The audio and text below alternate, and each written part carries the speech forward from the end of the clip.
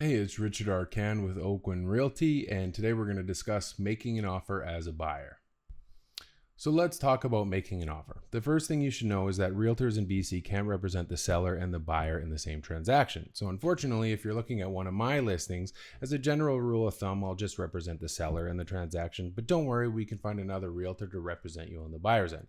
This way I can avoid kind of playing favoritism with my clients. But for this example and the rest of the video, let's just assume that the listing belongs to another realtor.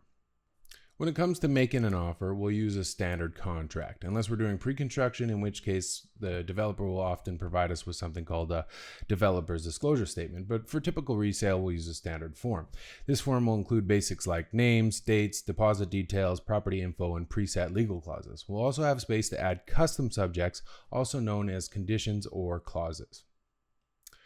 The custom subjects that realtors use are pretty standard. The most common subjects are title review, insurance, financing, home inspection, and so on. Depending on the property, we may need to get creative with certain subjects. Subjects are simply conditions that need to be met before the deal can go firm. So I'll just read for you a common subject that we would put in the contract for an example. So, subject to the buyer on or before May 13th, 2025, at the buyer's expense, obtaining and approving an independent home property inspection report against any defects which reasonably may adversely affect the property's use or value. This condition is for the sole benefit of the buyer. The seller will allow access to the property for this purpose on reasonable notice.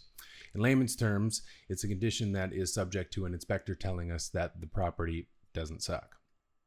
The subject removal period typically lasts about 2 weeks, but this can vary depending on the property. It's also important that I get in touch with your mortgage broker because sometimes 2 weeks isn't enough time for them to get your financing in order.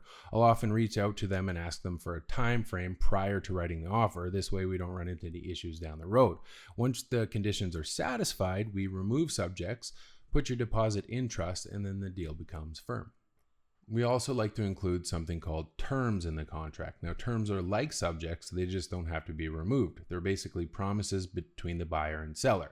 So things like allowing for extra viewings before possession or ensuring the house is professionally cleaned.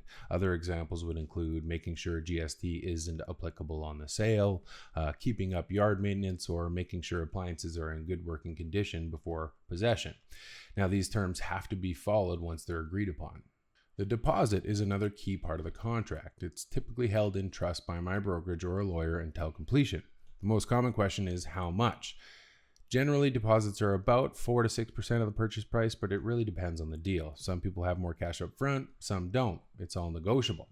Now, here's something unique to BC is that deposits are generally paid after subject removals. This can often confuse out-of-province buyers from, say, Alberta because things operate a little bit differently over there.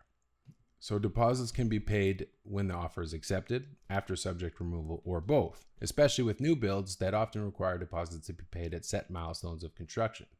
So why do most people wait until after subjects? Because once your deposit is in trust, you can't get it back without a seller's signature. So if you make a conditional offer and choose not to proceed, a stubborn seller can refuse to release the funds, even if you're within your rights. This can tie up your money in legal limbo for months, and if you're relying on that money to purchase a new home, you can miss a ton of great opportunities. So realtors, the good ones, try to prepare for every possibility.